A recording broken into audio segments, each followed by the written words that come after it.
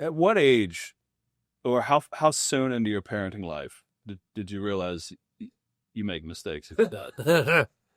uh, I remember my I have two kids. My daughter was the first, and she was in complete handful. And I remember when she was 2 years old, being so angry with her, just like being What you do? like, well, luckily, before I did anything, I remember I remember being so angry, and then like having this moment where I was like, if I got a hold of her, it wouldn't be good.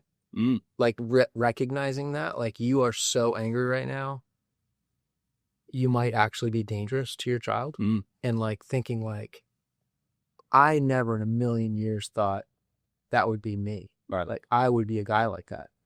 And I just, kids can infuriate you. Like, and I just remember thinking like, oh, dude, like you need to chill. Like this is a 2-year-old.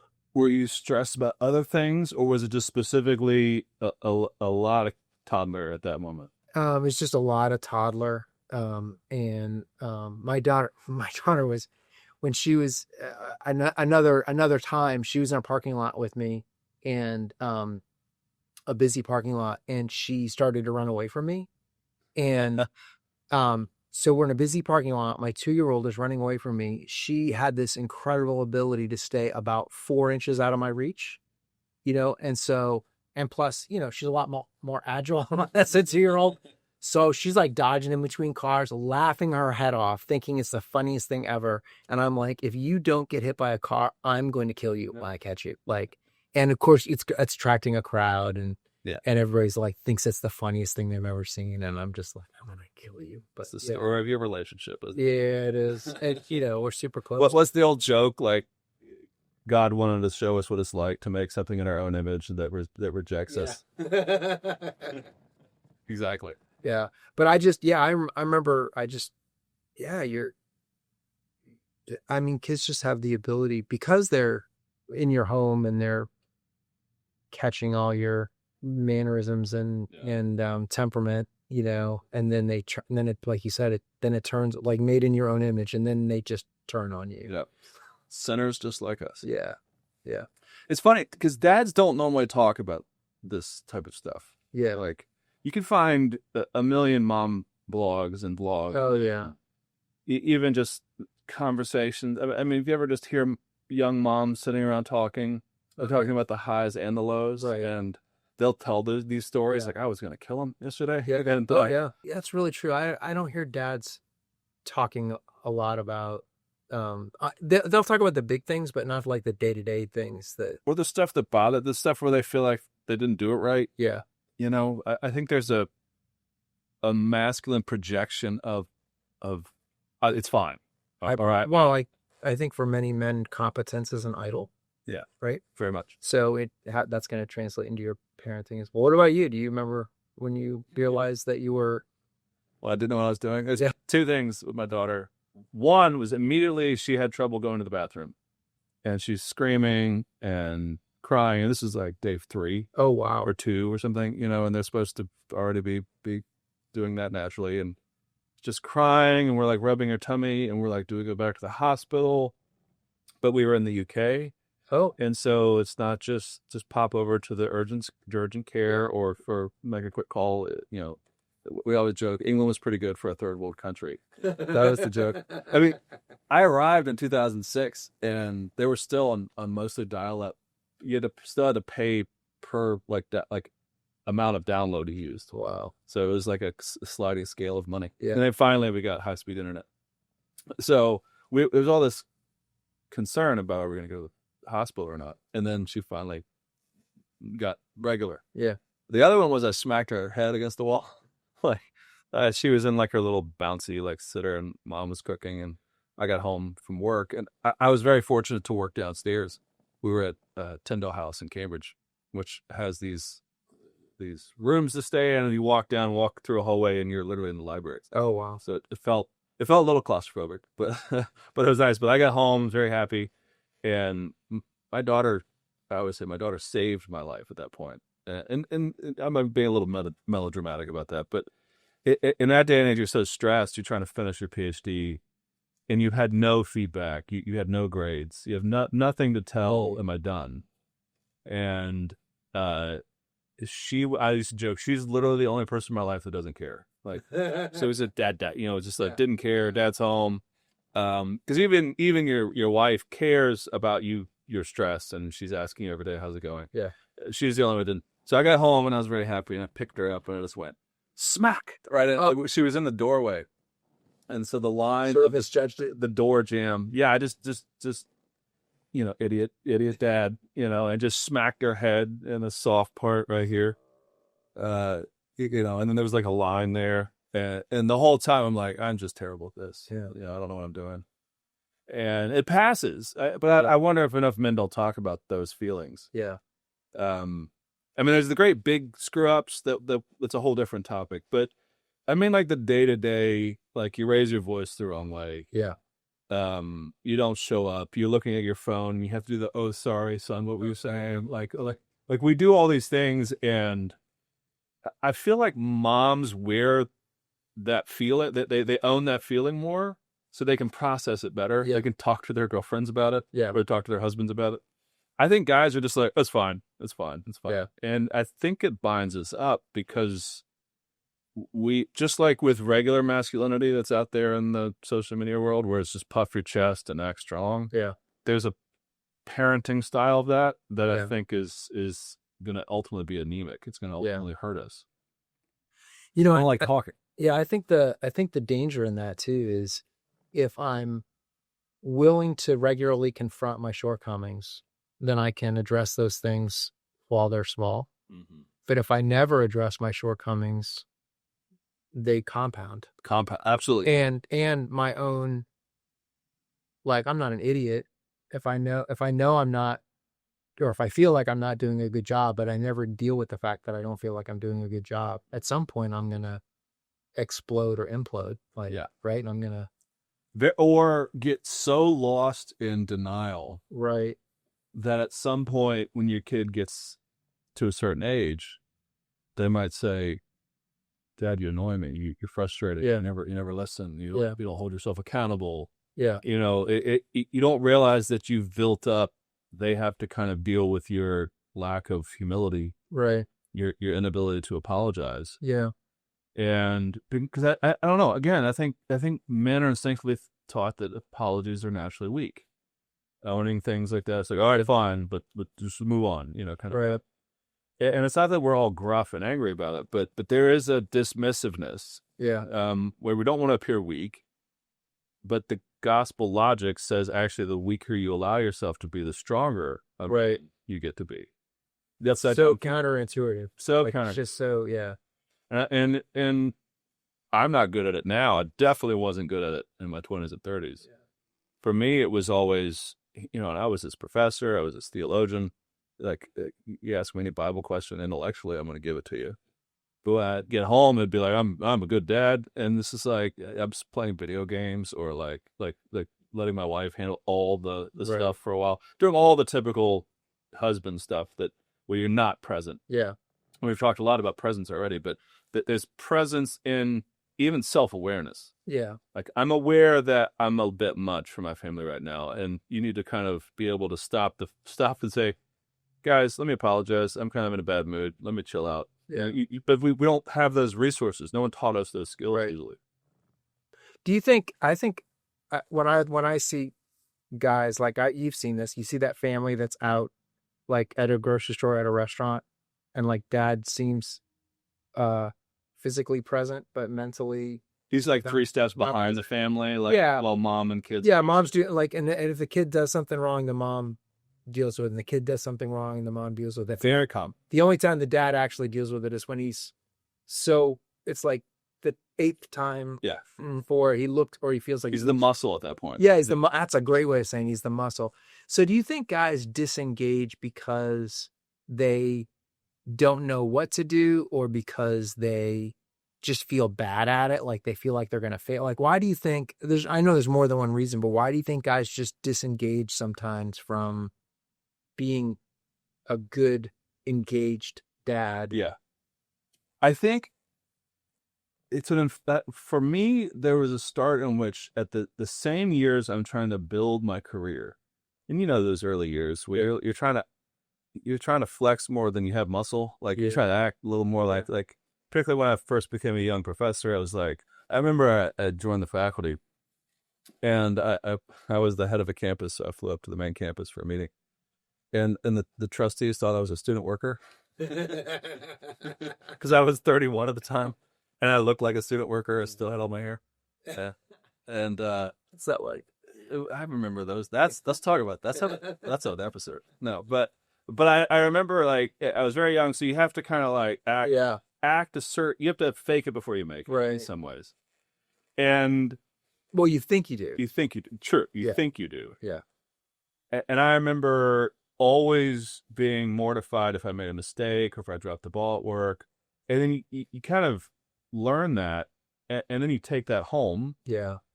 And you're either tired of acting perfect, so you get home and it's like the Al Bundy, you just kind of go, I don't care. We don't have to put your hands on I was about to. We're PG. But we have this sense in which we're like, either we're sick of swallowing our tongue and like just trying to hide and pretend to be perfect.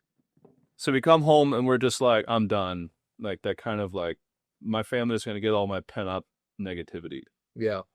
The other one is often there's something disconnecting the husband and wife at that point. Yeah. Where I've seen it a million times, read about it a million times, where the wife is like getting on the guy about his immaturity when they're first married. Then they have the kids, and she's like, I don't have time to deal with you still acting like this. I'm going to go focus on them because mama bear instinct is going to trump dealing with the husband's needs to get his head on straight a few areas. So it's almost like she gives up. Yeah. Not fully. She's not walking away from the marriage, but she's just like, okay, just go in your cave, do your thing. I'll take care of it. Well, I'm done trying to help you be. Yeah, I'm done pulling you. I don't have to be the gravity to pull you to be a better partner. Yeah. And she will take on the extra. And then for the guy, if you're not self-aware, you're like, hey, this is great. It's easy. This is great. Yeah, they fall into that like cliche of like, she takes care of everything, I guess.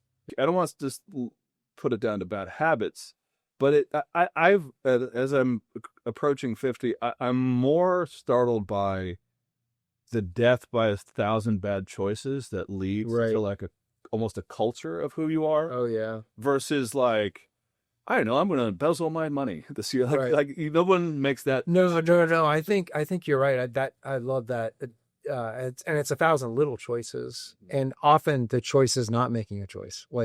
Like just withdrawing and disengaging, and then that like you said, that becomes habit. In the same case, the wife isn't going to stop calling you out. Be like, hey, can you help? Hey, can you help? And so there's something going on there, and ultimately, I believe it comes down to either that man wasn't shown true humble masculinity, right? Faith-based, Christian-based masculinity, or he's got father wounds that drive him in other ways. And it's multifaceted, a lot that doesn't all come from the same gene pool, but there's a sense in which a guy gets kind of lost and he can't quite find, well, what do I do now? Yeah. And that ends up being, the second issue, which is, okay, you spent a season or a cycle acting like a putz, and Lord willing, something wakes you up. Right. Hopefully not a crisis, but sometimes it takes a crisis. And you wake up and you go, I need to do better. I need to get more present with my kids. And I think there's another step beyond that where you end up having guys, and this is true in my life, where you start parenting through guilt. Mm-hmm. So let's say you spent a season overworking, not showing up to games, not being there for dinners. And finally, you see the light, you're like, this is ridiculous. I'm making 10% more at the cost of everything. Right. That kind of vibe. And so then they go, all right, I'm going to get into it. And they try to, if 1,000 small steps got them to this place, Try to make one. they went one giant step back, and it's just not going to work because you got to turn around. It's repentance. You got to turn around and start walking that way. Right. And it doesn't take necessarily exactly the same amount of time, but it takes a fair amount of time depending on how long you were going in the wrong direction. And that's ultimately what sanctification. Yeah, I would say that. No, that's really good. I think also that the damage that you've done on the walking away is going to have a lot to do with what it takes to come back, because you could tomorrow repent and start doing everything correctly, and no one will believe you. No one will believe you. Exactly. Or you've been dangerous. And so now you're not, I swear I'm not dangerous anymore. But that it's going to take a while for people to trust, exactly. And then because your sanctification is a process, you get frustrated because nobody's giving you come on, guys. Yeah. Like what do you want? Like I'm showing up for everything. I didn't show up 50 times, but I showed up 1. Yeah. Or even I showed up 10 and you're like, isn't that good enough? And the answer is like, well, don't do it for yourself. Yeah. Want to be there. Yeah. Do it because it's pleasing God. Do it because it's the right thing, and let the Lord change the hearts of your kids and change the heart of your wife. And that often will take longer than you do. And yeah, because I think I always want to make this arrangement with younger men, builder men, 20s and 30s especially, where I want to say to them, listen, I'll grant you and stand by you against the kind of culture war against men in general. Yeah. Like this whole toxic, just existing makes you toxic. Right. I'll stand with you on that. If you're willing to say that some of what's being said to us is true. Yeah. Or at least there got some foundation. There's foundations in there, so that it's not just, well, let's just watch the alpha male influencers that say screw women, we don't care, won't listen to them ever. But what we want to say is take the criticism to heart, but don't take the conclusion of what they're saying. Right. Because men right now have this culture, particularly the younger ones, where it's like, in general, you either stick your head in the sand and say, there's nothing wrong with men, we're perfect, libidinous monsters that only care about their needs. Yeah. Or they feminize and just say, well, being a man is wrong, so we just have to become soft. And that's having another impact, because young women are saying, we don't want to marry men like this. Women hate that. They're like, that's not what we wanted. We didn't want you to be us. We wanted you to be more humble in your masculinity. And I think, I hate it when it all resolves down to there's a third way, but in this case, it really is. You have to be willing to say, the attack on men right now is unfair, unfounded, and it goes against the very principle of Genesis, the creation of man and female, male and female before sin, to work in harmony. That's our goal. And then you add to that loving Christ loving your family and your wife the way Christ loved the church. And notice that the way Christ is described there is sacrifice. Right. Like not taking his lordship and his integrity and all the things as a grounds to tell everyone that they must never treat him badly, this kind of way. But rather, Jesus allowed people to treat him badly and loved and gave grace and taught and stood up.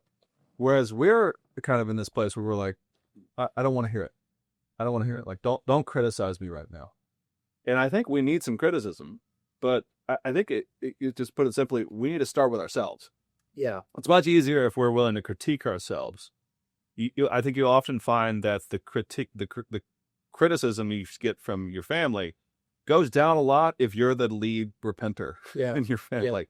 Like, hey, I screwed that up, and like they're like, stop apologizing all the time. But no, I need to hold myself accountable. That pattern actually does change the way your kids see you. Yeah. Be like, hey, I'm sorry, I raised my voice a little bit there, and I've done that to my kids recently, and they're like, oh, that's fine. I didn't notice it. Yeah. Like, yeah, I just need to say it. Need to get it off my chest. Yeah. And I want them, I don't do it perfectly, but I want them to hear me going, oh, I think I messed that up. I'm sorry. And I don't know why for men that's so hard. You know? Because competence is an idol. Competence is an idol. Yeah. Yeah. I mean, I think every guy I know wants to be seen as good at something, seen as capable. We all want to be Jason Bourne. Yeah. We all want to be Jason Bourne or Tom Brady or whoever. Like we don't want to, we're terrible at admitting mistakes. I think most men are terrible at admitting mistakes. And, partly because it's your ego and your pride, but partly because our culture has this schadenfreude that they just love it when somebody, especially somebody in power, makes a mistake. Yeah. And they can call it out because it makes them feel better about them. There's an entire subgenre on YouTube of just that. Oh yeah. They just look for someone that was famous that had a fall and they Oh yeah. Yeah. Oh yeah. And I'm in, we've seen it, videos of concerts and just don't get a Coldplay. People are so excited to call you out for your incompetence. And so I think it just builds a shell or, around your heart that you don't want to be vulnerable. And oh, that's interesting. Because I think if a lot of men were honest, they're worried about telling their wife how much they've screwed up because they're worried they'll lose her love slowly over time. Right. By having flaws. Or her respect. Yeah. Even bigger respect. Yeah. When and I think here's the thing to me too, is like, what's the answer is not living in isolation. Like the answer is having a mentor or a spiritual father or somebody that you can first, like, it's easier if I know I screwed up. Sometimes it's easier to go to somebody that's a guide, a confidant, and say, I really effed this thing up. Yeah. And they can go, yeah, you did. Yep. And I love you. Yeah. I still love you, and you're still a man. And here, let's figure out how to fix it. Yeah. Or you can go to your for me, like I was in a small group when I went through my marriage difficulties and my major marriage difficulties, as if it only happens once, but and I remember talking to these guys, every week that we got together, there were 2 or 3 of us talking about a marriage struggle of some kind. And I didn't realize the effect it had on me until my wife said to me, do you know how much better of a husband you've been since you've been going to that group? And so what I realized, when I look back on it, what I realized is I had a place to vent or to share, and guys went, yeah, that's a big deal. Or sometimes like, you know what, give yourself a break on that one. Calm down. You're fine. Yeah. So that then when I was at home, I wasn't like trying to figure it all out on my own every second of every day. Which would have driven me to, like I feel overwhelmed. I had a place that I could go, people I could talk to, so that then I could come to my wife and go, I really screwed this up, and my buddies pointed it out to me too, and like I need to take responsibility here, and my wife loved that. Yeah, the weirdest one that ever happened to me is during my PhD. I was reading some obscure 16th century reformer. Yeah. And he was talking in Latin or German. It was something. And he was talking about marriage. He was giving pastoral advice to marriage. And I went upstairs and I was like, I'm sorry. She was like, so did you read a marriage book? I was like, yeah, but it's 500 years old. But even just seeing, it raises the point, which I have a friend who always says, she runs against this idea of like, the forgive yourself, love yourself. It's always yourself. right? She's anti yourself. She's like, I like that. You can't forgive yourself. Someone forgives you. Right. You can't love yourself. You are loved. Yeah. It's always this my truth thing. And she's sort of pushing against it, saying, Yeah, the self dash fill in the blank. fill in the blank. Yeah. It's always forming our own identity, including our own forgiveness structures. Yeah. And you need the other. Maybe that's why the old mommy blogs I joke about from the early 2000s were so helpful, because they were like, oh, my kid running away from me that's 2 at the car is so normal. Yeah. I thought it was me. I can give myself a break. Yeah. Versus my kid punches me in the face all the time. Okay, that's not normal. That's not normal. You need to learn how to handle that, parent that. And I find with guys, this happened for me, like my first exposure to actually being in a place where I could discuss like what's going on in my life was in a Narcotics Anonymous meeting. I'm not supposed to talk about it. It's all anonymous. But there I was. And it was just a bunch of dudes that looked like me, all different walks of life. And I didn't want to talk because I wasn't used to sharing about what's going on within me. And this guy over here is like, yeah, I'm going to just get real raw and just tell you everything that I did this past week. Yeah. And I'm sort of leaning forward like, did you just say all that? Like, and there's something where I realized I started to sort of calibrate. That might be the word. Yeah. Where I have 10 things on my mind. 8 are just normal. Yeah. It's the 2 that I hear from other people that they're saying, watch out for this feeling and this behavior and this type of stuff. I'm going, okay, I need to watch out. Yeah. You need that community of brothers in your wife to kind of call back like, it's fine. Yeah. That's not, but this is fine. And otherwise you're going to get lost in your own like thought process. And then you kind of get in that despondency again where you're like, well, I'm not a good dad. Because I in my own head, I got 50 reasons to tell myself that. Right. And then you fall into a shame cycle, which is never as a tailspin. Yeah, shame is shame's a pit. I mean, shame is a pit that you dig, and you just keep digging to get out. And I always say it's the foundation upon which most addictive behaviors come from. Yeah, because shame is not just I've done something that I need to make atonement for.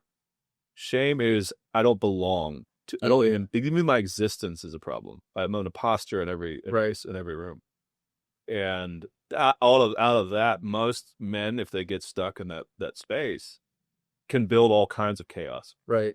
And that there's lots of reasons why my men end up having that foundation of shame. A lot of it is childhood wounds. Yeah. Kinds. So shame will be the foundation for your disengagement too, right? Yeah. And I'm not worthy. Yeah. And it's interesting. I people talk about guilt, the difference between guilt and shame, and I tell guys, you can correct me, but I tell guys, guilt is like a legal, it's a truth. Yeah. Like you're guilty of something. Yeah. You broke a rule, broke a law, broke a relationship. If I was driving home at that speed, that's a rule break. Yeah, you're guilty. But shame separates you. Shame is hide your face. Yeah. I don't belong here. Yeah. Shame guilt is Adam, what did you do? I ate the apple. Yeah. Shame is that woman you gave me. Yeah. Made me eat it, and now I'm hiding from you. The hiding. Yeah. And that grows, and for some of us it grows to an exponential amount. Yeah. Yeah. You wrote an article. You should link it in however you link it in the put the up here. Yeah, put it in the video or whatever. But you wrote an article on how to deal with guilt and for a man in the mirror. That's really, really good. Yeah, people should go look at. Well, and I think that's always the starting point. Is are you dealing with guilt or shame? Well, the starting question is there someone I can go apologize to? Mm. If it's a nagging like everyone fill in the blank, everyone hates me, everyone doesn't like me, that's shame. Yeah. And that needs a more serious like dose of grace. Usually someone you can talk to, a pastor, a friend, a group. But that's the wide road that leads to a lot of chaos. Yeah, definitely. It's not the only one, but it's one of them. But guilt, yeah, it's like, do I have something to apologize for? So bringing it back to our kids, if I raise my voice or at the wrong time, or like my issue at night isn't that I'm raising my voice now. It's that I get the what kind of like annoyed dad voice. And I have my youngest is going into fifth grade. My middle school, actually now high school middle son and my daughter, they're more sarcastic and they'll roast me more. And so if I'm like, they'll just be like, shut up. Like they're at that age. But I'm aware my about to be fifth grader is not. Right. So I'll be like, what? And you'll hear him be like, what? Like say back. And I have to be like, oh, I hear that. So I have someone to apologize to there. Yeah. I was short with him. If I then take that away and go, I'm a terrible dad. Yeah. I always screw this up. I'm giving them trauma. The old dark humor that they're going to be telling a therapist on a couch about the rest of the day. And you start getting yourself into that category, you're never going to be a good father because you're going to be in your own head all the time. Absolutely. There's good news too. Like kids are resilient. They are. And, my kids are in my son's in his late 20s, my daughter's in her early 30s. And my daughter and I, as much as I wanted to kill her when she was 2 in the parking lot, we're very, very close. We were very similar. She's probably wanted to kill you a few times. Oh, I'm sure.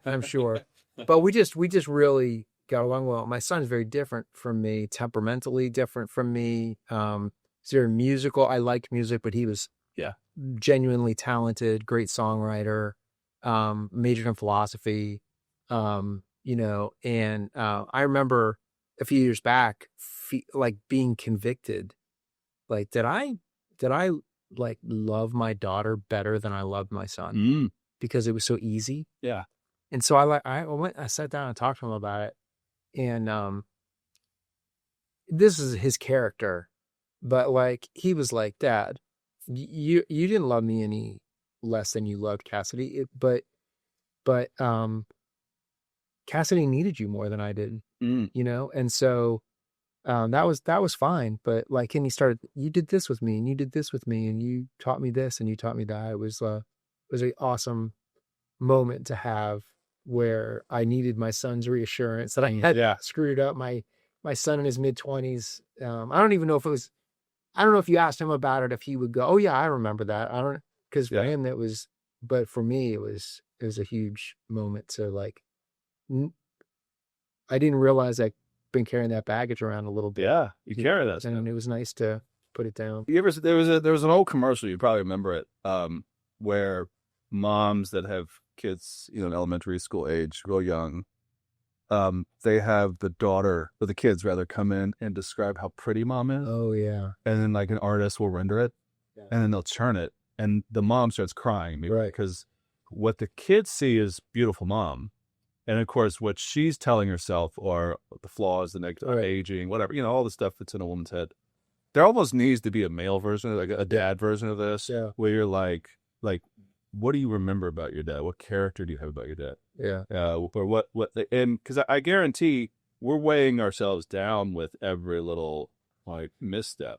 Yeah. But what our kids are seeing, as long as you're a lead repenter and able to hold yourself accountable, not perfectly, but consistently, they're going to remember that more than they're going to remember what will create chaos and confusion long term is never holding yourself accountable, sweeping it under the rug, not talking about it. I feel like moms are allowed to be a lot more flawed than dads are letting themselves be. Yeah. And I think it's time we started being more flawed, openly flawed. We already are. Like, we just have to be honest. Yeah, I've always felt like kids learn like emotional intelligence, emotional maturity from their moms. They, they see their mom, they handle emotions a lot more visibly than, but they learn integrity from their dads. They learn morality from the way their dad acts, and some of it's obvious, like, your dad, doesn't go 100 miles an hour on the highway and safe and it is on, and you see him be honest with people and not lie to people to get ahead. But I think some of that also is that, like, a dad who takes responsibility for his behavior, who apologizes when he does something incorrect, who's honestly repentant, who shows his kid what that looks like, but also even teaches them directly what that is. Yeah. That's That's like that idea of your beliefs and your values and your faith and your behavior all being synchronized. That's integrity. You know, when you act the way that you, in concert with what you believe, in concert with what you say. Yeah. Yeah. And so kids need to see that.